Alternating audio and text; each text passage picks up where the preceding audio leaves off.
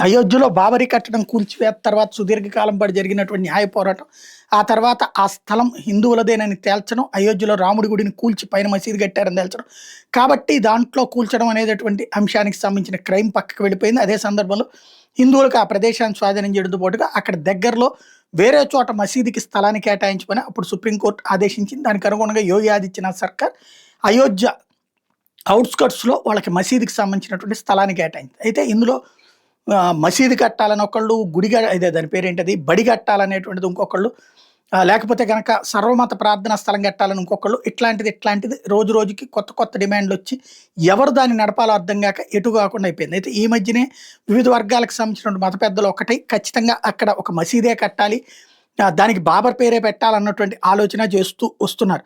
అయితే తాజాగా దానికి సంబంధించినటువంటి ఆహ్, బాబరీ మసీదుకి కట్టడానికి సంబంధించినటువంటి సర్టిఫికేట్‌కి సంబంధించి మ్యాప్‌ని అయోధ్య డెవలప్‌మెంట్ అథారిటీ తిరస్కరించింది. ఎన్ఓసి లేకపోవడం వల్ల. ముందు అది ఎన్ఓసి తెచ్చుకోవాలి. ఎన్ఓసి తెచ్చుకోకుండా మ్యాప్ కుదరదని తేల్చి చెప్పింది.